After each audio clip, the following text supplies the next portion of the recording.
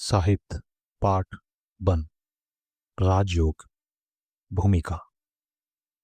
ऐतिहासिक जगत के प्रारंभ से लेकर वर्तमान काल तक मानव समाज में अनेक अलौकिक घटनाओं के उल्लेख देखने को मिलते हैं।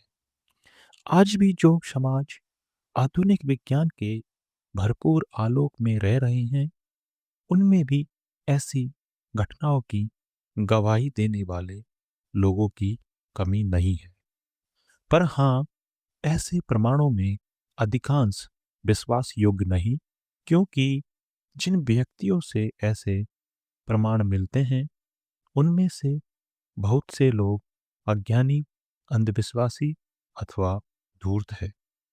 बहुधा यह भी देखा जाता है कि लोग जिन घटनाओं को अलौकिक कहते हैं, वे वास्तव में नकल है। पर प्रश्न उठता है, किसकी नकल? यथार्थ अनुसंधान किए बिना कोई बात बिल्कुल उड़ा देना सत्य प्रतीत वैज्ञानिक मन का परिचय नहीं देता। जो वैज्ञानिक सूक्ष्मदर्शी नहीं, वे मनोराज्य की नाना प्रकार की अलौकिक घटनाओं की व्याख्या करने में असमर्थ हो, उन सब का अस्तित्व भी उड़ा देने का प्रयत्न करते हैं।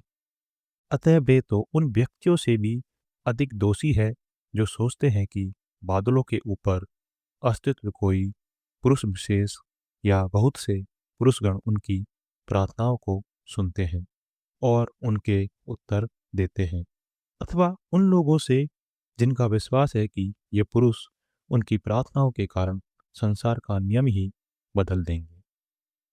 क्योंकि इन बाद के व्यक्तियों के संबंध में यह दुहाई दी जा सकती है कि वे अज्ञानी हैं, अथवा कम से कम यह कि उनकी शिक्षा प्रणाली दूषित रही है, जिसने उन्हें ऐसे अप्राकृतिक पुरुषों का सहारा लेने की सीख दी और जो निर्भरता अब उनके स्वभाव का एक अंग बन गई है।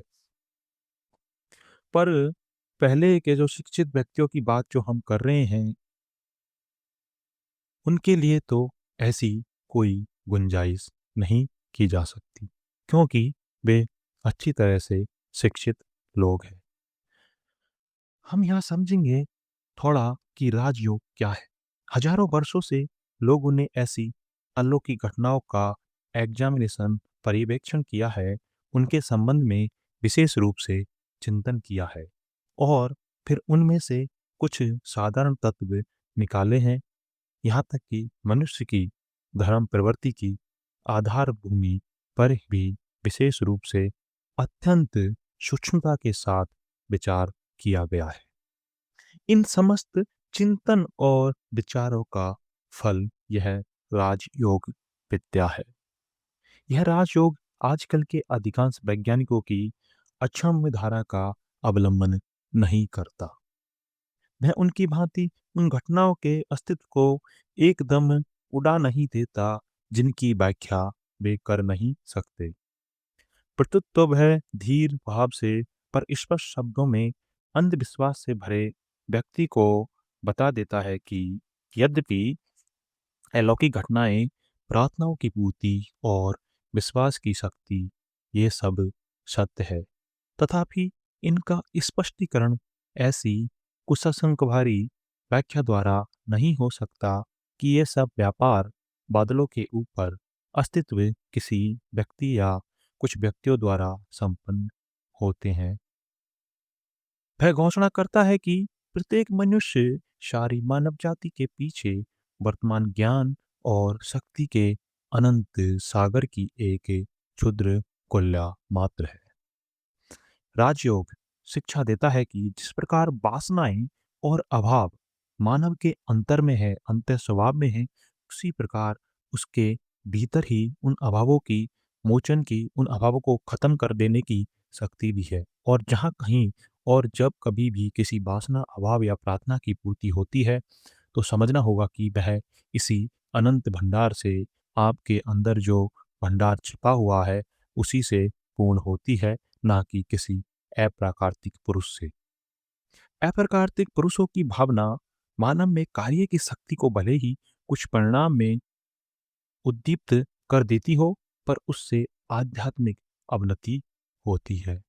उससे आपकी स्वाधीनता, फ्रीडम चली जाती है।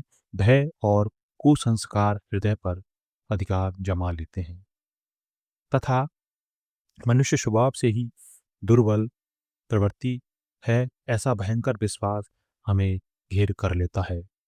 योगी कहते हैं कि अप्राकृतिक नाम की कोई चीज नहीं है, पर हाँ, प्रकृति में दो प्रकार की अभिव्यक्तियां है, एक स्थूल और दूसरा सूक्ष्म। सूक्ष्म कारण है, स्थूल कार्य। स्थूल सहज ही इंद्रियों द्वारा उपलब्ध की जा सकती है, पर सूक्ष्म नहीं। राजयोग के अभ्यास से सूक्ष्मतर अनुभूति अर्जित हो जाती है। भारतवर्ष में जितने वेद, मतानुयायी दर्शन शास्त्र है, उन सब का एक ही लक्ष्य है, वह है पूर्णता प्राप्त करके आत्मा को मुक्त कर देना। इसका उपाय है योग। योग शब्द बहुभावव्यापी है। सांख्य और वेदांत उभय मत किसी न किसी प्रकार के योग का समर्थन करते हैं। हमारी ये पुस्तक है, इसका विषय है राजयोग। पतंजलि सूत्र राजयोग का शास्त्र है और उस पर सर्वोच्च प्रमाणित ग्रंथ भी है। अन्यान्य दार्शनिकों का किसी दार्शनिक विषय में पतंजलि से मतभेद होने पर भी वे सभी निश्चित रूप से उनकी साधना प्रणाली को अनुमोदन करते हैं। लेखक ने न्यूयॉर्क में कुछ छात्रों को इस योग की शिक्षा के लिए जो वक्तव्य दी थी, वे इस पुस्तक के प्रथम अंश में निबंध है और इसके दूसरे अंश में पतंजलि के सूत्र, उन सूत्रों के अर्थ और उन पर संक्षिप्त टीका भी सम्मिलित कर दी गई है। जहाँ तक संभव हो सका, पारिभाषिक शब्दों का प्रयोग ना करके वार्तालाप की सहज और सरल भाषा में लिखने का प्रयत्न किया गया है। इसके प्रथमांश में साधनार्थियों के लिए कुछ सरल और विशेष उपदेश दिए गए हैं, पर उन सबों को यहाँ विशेष रूप से सावधान कर दिया जाता है कि योग के कुछ साधारण अंगों को छोड़कर निरापद योग शिक्षा के लिए गुरु का सदा पास रहना आवश्यक है। वार्तालाप के रूप में प्रदत्त ये सब उपदेश यदि लोगों के हृदय में इस विषय पर और भी अधिक जानने की पिपासा जगा दे, तो फिर गुरु का अभाव ना रहेगा। पतंजलि दर्शन शास्त्र मत पतंजलि दर्शन शाक्य मत पर स्थापित है। इन दोनों मतों में अंतर बहुत ही सूक्ष्म है, बहुत ही थोड़ा है। इन दो